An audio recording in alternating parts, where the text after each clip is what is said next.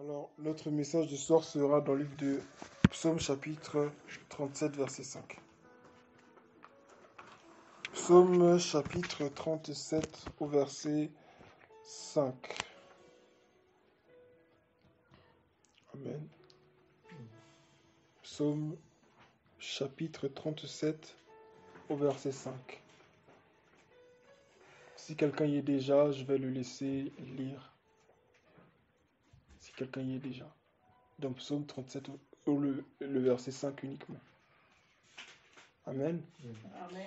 Il est écrit, recommande ton sort à l'Éternel, mets ta confiance en lui et il agira. Amen. Amen. Juste la suite pour finir, il dit, il fera paraître ta justice comme la lumière et ton droit comme le soleil en plein midi. Amen. Amen. Conduire en justice, c'est pas à moitié. Amen. Amen. C'est pas en secret, c'est à découvert. On se rappelle de l'histoire de Paul et son compagnon, Amen, Amen. qui avait été battu de verge en public.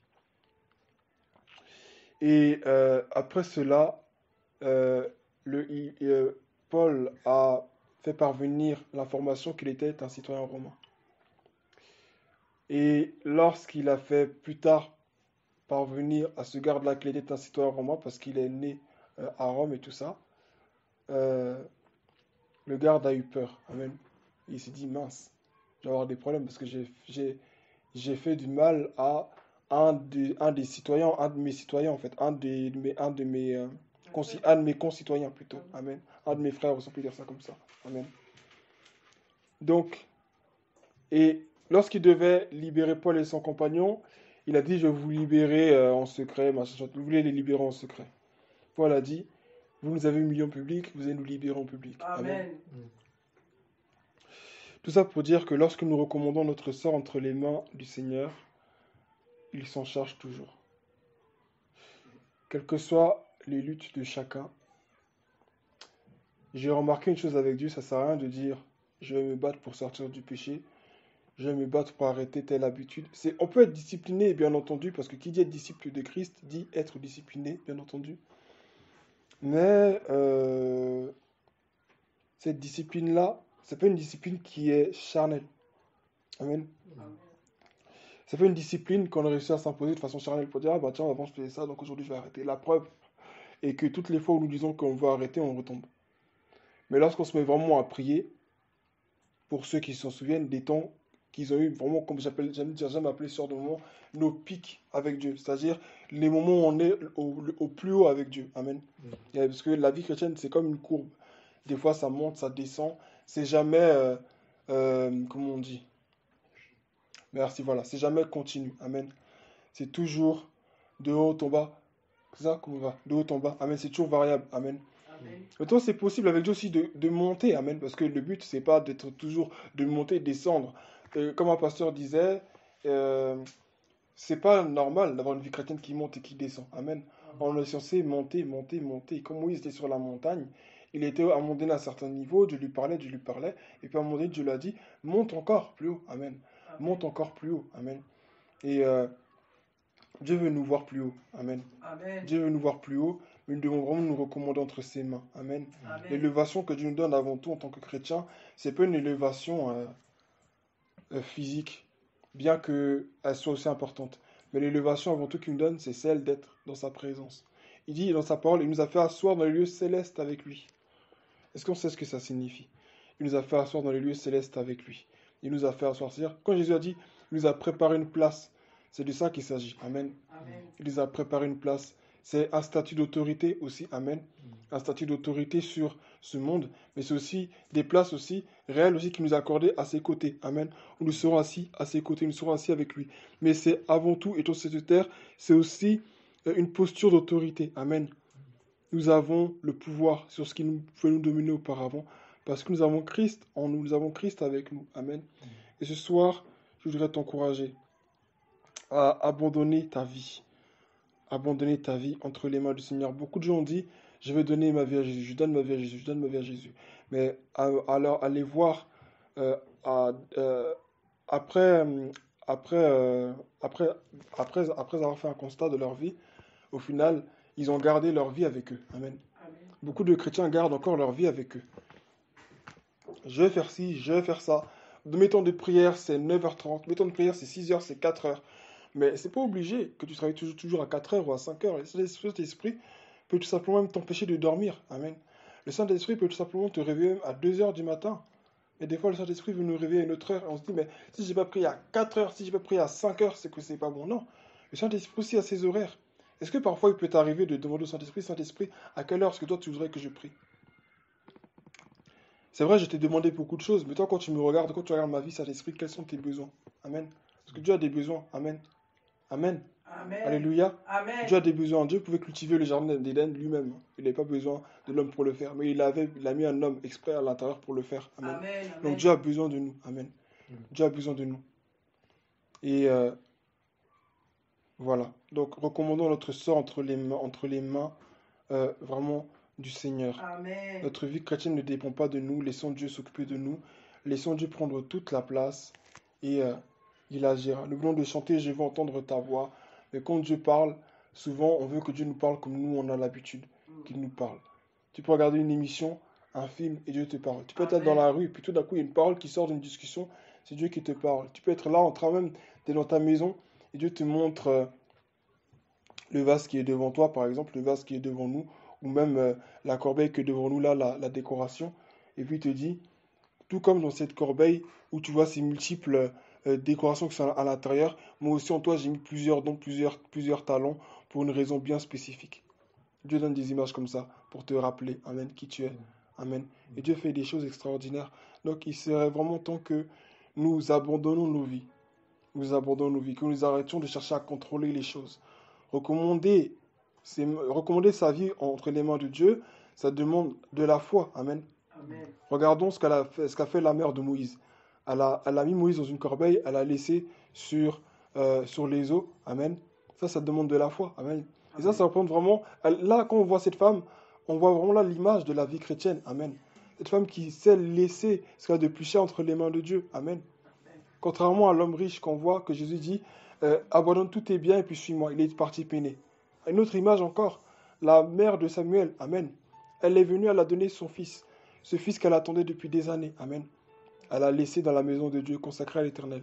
Une autre image encore, Abraham, prêt à sacrifier son fils Isaac pour Dieu. Amen. Amen. Donc c'est ça, donner sa vie à Jésus, c'est ça. C'est pas dire, c'est pas faire des promesses inutiles. Maintenant je vais me mettre à prier, maintenant je vais me mettre à faire ci. Ça sert à rien, tu fais ça, tu seras tombé déçu. Ça sert à rien de dire je vais me mettre à prier. Comme une fois, je n'ai pas dit à Dieu, Seigneur, aujourd'hui je vais évangéliser comme si, aujourd'hui je vais te servir, aujourd'hui je vais faire ça parce que j'ai fait tel rêve qui m'a fait peur. Donc maintenant, Seigneur, je vais me mettre à prier, maintenant je vais prendre ma vie chrétienne au sérieux. Et au final, les jours qui ont suivi, encore pire, que comme si Dieu m'avait jamais parlé, comme si Dieu ne m'avait pas averti. Donc, il faut recommander sa vie entre les mains de Dieu. Recommander sa vie entre les mains de Dieu, en plus d'avoir la foi, qui dit la foi dit aussi être aveugle. Amen. Être aveugle, parfois. C'est accepter de ne pas voir. C'est accepter de ne pas comprendre. C'est accepter de ne pas avoir toutes les cartes en main. C'est accepter d'être faible. C'est accepter, c'est accepter de ne pas tout maîtriser. Amen. Souvent, en tant qu'enfant de Dieu, on veut tout maîtriser. C'est ça notre problème. On veut tout maîtriser. Non, mais moi, c'est comme ça que je voulais que ma femme soit. Moi, c'est comme ça que je veux que mon mari soit. Moi, c'est comme ça que je veux que mon fils soit. Moi, c'est comme ça que je veux que ma mère soit. C'est comme ça que je veux que mon père soit. Comment est-ce que Dieu veut que ta mère soit? Comment est-ce que Dieu veut que ton mari soit? Comment est-ce que Dieu veut que tes enfants soient? C'est de ça dont il faut se soucier. Amen. Parce que Dieu, sa volonté, lui, c'est l'idéal pour toi. Amen. Amen. Dieu est le meilleur pour nous. Donc il serait temps que nous demandions à Dieu, Seigneur, comment est-ce que tu veux que ma femme, mon mari soit? Moi, j'ai des idéaux. Moi, j'ai une certaine image de la perfection. Mais mon image de la perfection, ma perception de la perfection, ma perception de ce qui est idéal, de ce qui est bon pour moi, est limitée. Amen. Amen. Mais toi, quand tu parles quand tu dis dans le livre de Jérémie, chapitre 29 à Jérémie, que voici, moi, ainsi parle l'Éternel, voici, car je connais les projets que j'ai formés pour vous, projets de paix et non de malheur, afin de vous donner un avenir et de l'espérance. Projet de paix, c'est quoi pour toi un projet de paix? En parallèle de ce verset, nous le voyons dans le livre de Proverbes, chapitre 10, au verset 11, où il est écrit, oui, c'est ça, verset 11, où il est écrit, c'est la bénédiction de l'Éternel, Amen, qui enrichit, elle ne s'accompagne d'aucun chagrin, Amen. Elle n'est suivie d'aucun chagrin. Donc Dieu, il a le meilleur pour nous. Amen. Il a le meilleur pour nous. Il n'a pas juste de bonnes choses pour nous. Le monde a entre guillemets de bonnes choses pour nous. Mais Dieu a le meilleur pour nous. Amen. Et je vais Amen. finir par là. Alléluia. Parce que Dieu ne voit pas les choses comme nous. Nous voyons dans l'image où quand Jésus rencontre la femme au puits, cette femme parle, les deux parlent à un moment donné de l'eau. Amen. L'eau qui est au puits. Amen. Amen. Et Jésus lui dit, si tu savais qui est celui qui te parle, tu lui demanderais toi-même à boire. Mais quand Jésus lui dit ça, elle parle elle pense à l'eau du puits. Amen. Elle pense à l'eau du puits. Mais quand Jésus commence à lui révéler sa vie, quand Jésus commence à parler avec elle, et qu'il lui dit que si celui qui croit en moi n'aura plus jamais soif, là tout d'un coup, elle comprend en fait que ce n'est plus de cette eau-là, charnelle, cette eau que tout le monde voit dont il s'agit, mais il s'agit de cette eau spirituelle, qui est non seulement le Saint-Esprit, mais la parole de Dieu qui satisfait, qui comble le cœur de l'homme. Amen. Amen. Voilà deux images. D'un côté, il y avait l'image de l'eau physique, mais l'image aussi spirituelle de l'eau. Amen. L'eau qui donne la vie, mais la vie en abondance. Amen. La vie jusqu'à l'éternité. Amen. Amen. Donc, cherchons le Seigneur. Dimanche, nous avons vu, le Seigneur nous a dit d'ouvrir les yeux. Amen. Ouvrir les yeux a comme conséquence d'avoir les yeux de la foi, voir comme Jésus voit. Là où les hommes voient la mort, je dis que non, cette personne, elle est endormie. Cette personne dort. Moi, je vais le réveiller. Amen. Moi, je vais réveiller cette personne. Donc, je le dis pour moi-même, parce que ce n'est pas évident, mais je le dis à chacun de nous. Voyons les choses comme Dieu voit. C'est ça la conclusion de ce message. Quand tu recommandes ta vie entre les mains de Dieu, tu ne peux que voir les choses comme Dieu les voit. Amen. Amen. Tu ne peux que voir les choses comme Dieu les voit. Là, les hommes vont vouloir faire des calculs. Là, ils vont vouloir faire des projets, des plans. Toi, tu vas dire, non, moi, je ne m'avance pas. Parce que moi, c'est pas ce que Dieu m'a dit. Amen. Moi, Dieu ne m'a pas dit ça, donc je ne vais pas à gauche, je ne vais pas à droite. Oui, mais non, non. Oui, mais moi, Dieu ne m'a pas dit ça. Amen. Donc, recommandons entièrement notre sort éternel. Arrêtons de vouloir garder notre vie entre nos mains. Amen. Amen. Arrêtons de vouloir contrôler les choses. Et lâchons prise. Amen. Amen. Lâchons vraiment prise. Lâcher prise, ça ne veut pas dire être paresseux, laisser Dieu tout faire, et puis non. Mais dans ce lâcher prise-là, il faut laisser Dieu nous orienter. Amen. Même dans ce qui semble ne pas être utile ou ne pas porter de fruits, allons là où Dieu nous oriente. Amen. Dieu peut te dire, je veux que tu ailles dans tel pays. Mais dans ce pays-là, on dit que l'économie, elle commence à chuter. Dieu veut que tu ailles dans ce pays. C'est peut-être pas toi qui vas redresser l'économie de là-bas, mais il sait dans cette situation-là, tu pourras vivre. Il sait qu'il va là, il t'envoie là-bas. Pourquoi? Parce qu'en ce moment, le cœur des hommes est livré au désespoir. Mais au travers de toi, avec la parole de l'évangile, beaucoup de cœurs vont retrouver la foi. Amen. Amen. Tout simplement. Tout simplement. Donc, ne nous fions pas au calendrier des hommes. Ne nous fions pas au calendrier des hommes. Sinon, dans cette Bible-là, beaucoup de gens ne seraient jamais entrés dans leur appel. Ni Abraham, ni Moïse. Moïse est parti d'Égypte à 40 ans. Quand Dieu l'a appelé, après tout le temps, il a fait 40 ans encore chez Jéthro. C'est à 80 ans qu'il est reparti en Égypte. Donc, Moïse était déjà vieux, était déjà âgé. Même si en leur temps, on va dire, cet âge-là, comme ils avaient comme une certaine vigueur aussi, parce que leur temps, c'est pas le nôtre d'aujourd'hui quand même. Mais il était âgé, en tout cas selon nous, aujourd'hui, on peut dire qu'aujourd'hui, Moïse était vachement âgé. Alors imaginons tout ce temps qu'il a fait dans le désert, plus les 40 ans encore ils ont tourné dans le désert, plus tout ce temps-là où ils ont fait, tout ce temps, Moïse à la fin, il avait quel âge? Il était déjà dans les 100 et quelques années à la fin. Amen. Mais malgré tout, Dieu l'utilisait avec puissance. Dieu s'est servi de lui comme personne d'autre même dans la Bible. Donc, j'encourage chacun de nous à avoir ce cœur qui sait s'abandonner pleinement entre les mains de Dieu et qui sait lâcher prise. Amen. Amen. C'est très important. Amen. Donc, c'était le thème de notre message. Recommande ton sort à l'Éternel et il agira. Amen. Amen.